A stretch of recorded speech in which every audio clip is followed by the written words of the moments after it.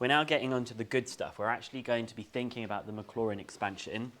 But before we actually do this, I've said, like, why might we want to represent functions as power series? Well, one of the things I haven't even put out of these 3 points here is, for me, it's just like amazing that it can be done, and it's just really, I find it very fascinating that this can actually happen. So for example, you probably know this from chapter 1 already with complex numbers, that e to the x can be written as 1 plus x over 1 factorial plus x squared over 2 factorial plus x cubed over 3 factorial, etc. And I've said in the red box that recall that a polynomial is an expression of the form a plus bx plus cx squared, etc. Interestingly, though, when I'm talking about this polynomial, I kind of have written it in the reverse way of how we usually write polynomials. We usually write polynomials with the highest power first. But the reason we're writing this one with the lowest power first is because it's an infinite series, and we wouldn't really be able to start with the highest power, so we do it in reverse. So it's a sum of x terms with non-negative integer powers, and a power series is an infinitely long polynomial. So it's just going to be a polynomial that goes on and on forever. So why would we want to do this? Well, one of the reasons is that not all functions can actually be integrated. There are no ways of integrating them. So for example, there's no way in which we can write the integral of x to the power of x with respect to x using standard mathematical functions. You can't integrate that. Also, the integral of e to the x squared is another well-known example of a function that we can't integrate. And e to the x squared is used a lot in the probability density function of a normal distribution. We're going to be doing normal distribution in statistics as well, and the normal distribution is that bell-shaped curve, and it actually appears in that. And we'd have to integrate that to find the cumulative distribution function, which will all make sense when we look at this. And this explains why it's not possible to calculate z values on a calculator. So basically, you need this to be able to do certain areas of maths. Polynomials integrate really easily, so we can approximate integrals to any arbitrary degree of accuracy by replacing the function with its power series. So instead of integrating this, we could integrate its version of what the power series is. The second reason is it allows for us, or computers, or calculators, to find irrational numbers in decimal form to an arbitrary amount of accuracy. When I say the word arbitrary, I just mean to whatever amount we decide. So for example, the inverse tan of x can be written in this particular form here. And then if you put in 1 into this, you would have the inverse tan of 1. So the inverse tan of 1 is pi over 4. And pi over 4 is, because of this expansion of tan, subbing in 1 in all of these places, it's the same as 1 minus a third plus a fifth minus a seventh. And so you could then multiply all of those terms by 4, and you get an approximation of what pi is equal to. So pi, which is something that comes up through circles, suddenly pops up in all of these other areas of maths as well. And we can similarly find like what e is in this particular way. I put a little star here because I've written that this is a poor method of generating the digits of pi, though, because the denominator is only increasing by 2 each time. So it would converge very, very slowly. It wouldn't actually give you many decimal places of pi very quickly. It would take a long time. And there are better power series where the denominator has a much higher growth rate, and hence the terms become smaller quicker. This is actually how calculators will do things like calculating, when you recall on your calculator, I want the sine of 2.3 radians, the calculator is actually substituting 2.3 into the sine expansion. That's actually what the calculator is doing, because calculators are very good at substituting into polynomials and not so good at the other kinds of things. And then the last thing I've said is it allows us to find approximate solutions to more difficult differential equations. I don't actually think this comes up in Core Pure 2. I think this actually comes up in Further Pure 1, but we're not obviously doing Further Pure 1. But it allows you to just access a lot more types of math. And you've also seen its applications in complex numbers. So here is the Maclaurin expansion. And what we're going to do here is we're going to assume that any function can be written as an infinite sum of terms in the form ax to the n. So this means that the function that we're talking about can be written as a naught, which is just a subscript naught to say it's just a particular constant, plus a1x plus a2x squared, etc., etc. The reason I start with a naught is because I want the subscript value of a to match the power of a. So you'll see here you've got a2 to go with x squared. And I don't want to do a, b, c, d, e because the alphabet's only 26 letters long, and this one we want to be infinitely long, okay? So if we could find out the values of AR, if I could find out all of these A values here, then we will find out what the expansion is, won't we? We will have whatever our function is being equal to, because we would know all of those constant terms that we've got.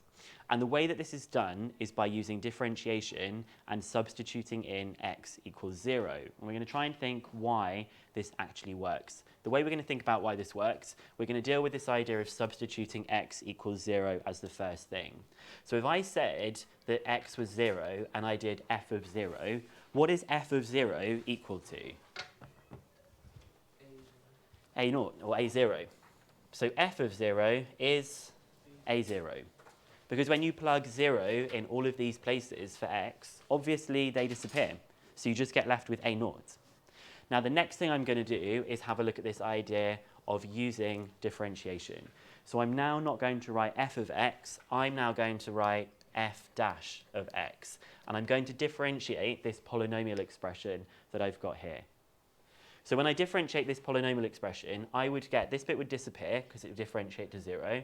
I would just get a1 plus 2a2x plus 3a3 x squared plus 4a4 x cubed plus etc. etc.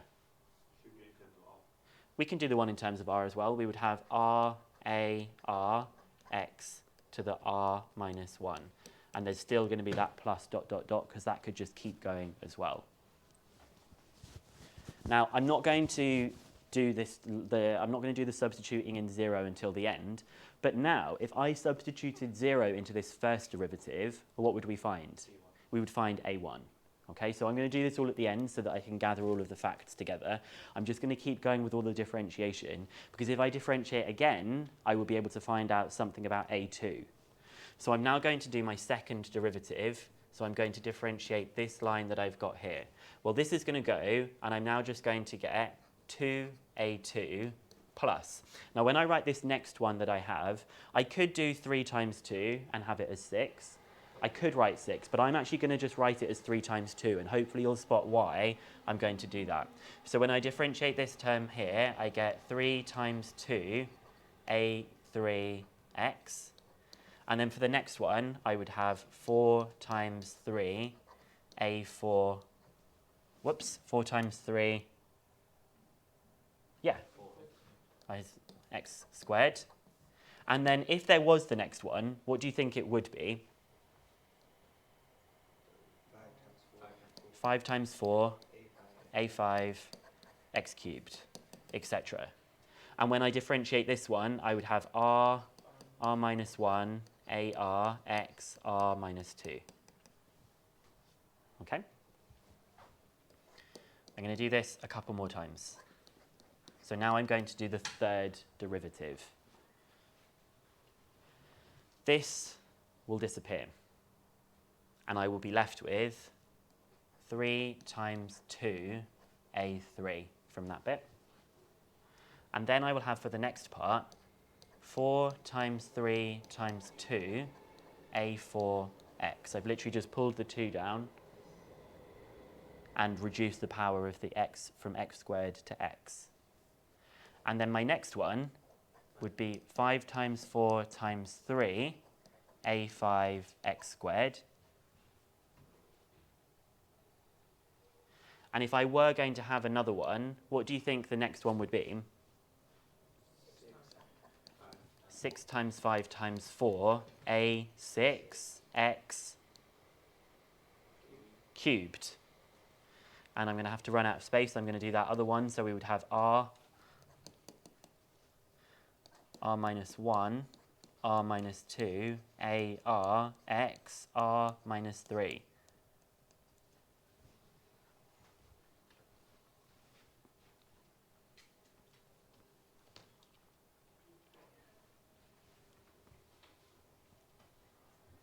So I'm just going to do a little bit of a pause for a second so we can spot what's happening here. When I substitute in 0, I would get this. If I substituted 0 into the second one, I would get a1. If I substituted 0 into the second one, I would get 2a2. If I substituted 0 into this one, I would get 3 times 2, a3. and we're going to see what the pattern will be. Hopefully you're going to start thinking about what that pattern might be, what it might look like. Okay, I'm going to get rid of those highlights so that we can do it all properly at the end. Let me make my board go a little bit longer now. So now I'm going to do the fourth derivative.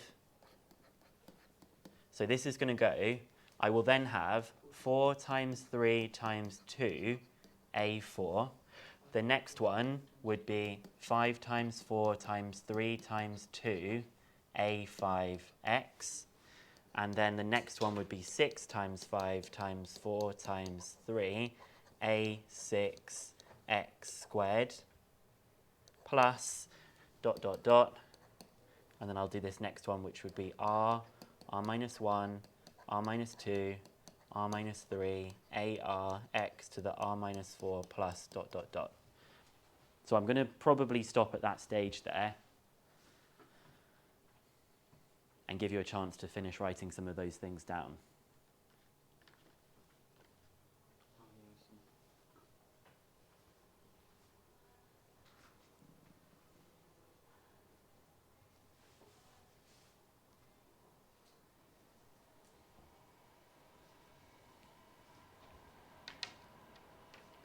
If you finish writing that down, you could predict what the next line was going to look like. And there's a particular mathematical function that is being employed here. There's a particular pattern in the numbers that we might try and use to describe some of these patterns. Anyone think they can say what that is? Factorial. Yeah, if you've noticed, we've got loads of things being multiplied together that are decreasing by 1 each time. How do you stop the factorial? It's just it will. Divided by, so for example, 6 times 5 times 4 times 3 is 6 factorial divided by 2 factorial. But so that's an interesting way. Yeah, we don't. How do you stop the factorial? I see what you're saying. You actually won't need to stop the factorial because I'm now going to do the bit of actually finding out what A0, A1, A2, A3, and A4 are. So I'm now going to go back to these bits. We've started off by saying that F0 is A1. I'm actually just going to write that out again. F0 is A1. Now, sorry, A0, thank you. If I now do F dash of 0, so I'm now looking at this line that I've got here, well, all of these things are completely irrelevant. So F0, I'm just going to draw a line here to make it clear I'm doing something different. F dash 0 is A1, like that. And now if I look at the next line, F double dash 0 is equal to 2 A2. F triple dash 0 is equal to 3 times 2 A3. And with 4 dashes, where I have completely run out of space and underestimated how much this was going to take, I'm just going to quickly squeeze that in.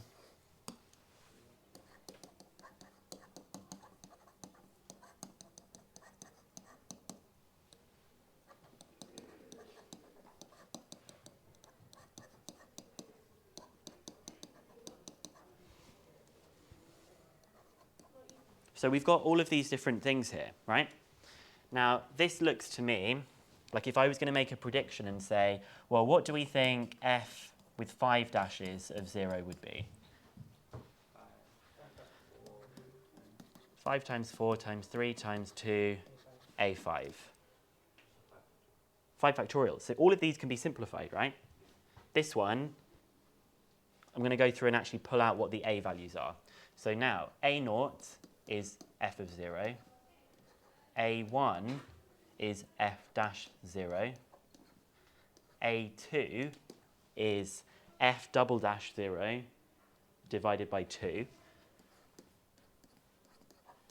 And I could have written 2 as 2 factorial if I wanted to. A3, I'm going to keep going down the page, I think. A3 is f triple dash 0 divided by 3 factorial. A4 is f with 4 dashes, 0, divided by 4 factorial. And so AR is FR0 divided by R factorial.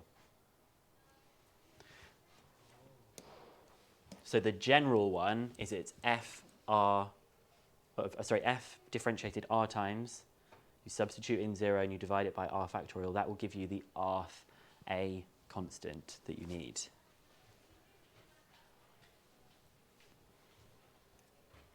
And so what the formula book gives you is they would say that f of x is equal to a naught plus a1x plus a2 x squared plus a3, you don't need to write this down because you've got it on the next page as well, okay? Plus a3 x cubed plus a r x to the r, etc. And that's what you've got at the top of your next page, I think. They may have it, do they have it written this way around, or do they have the x squared first? I don't know why they put the x squared first. I don't like the x squared first. I like it this way around. So what we're actually doing here is these things are all of the constants that we think will be in the terms. To find those things, we take our function, we differentiate our function, we substitute in 0. We differentiate our function again, we substitute in 0. We differentiate our function again, and we substitute in 0. And that is the theory of the Maclaurin expansion, okay?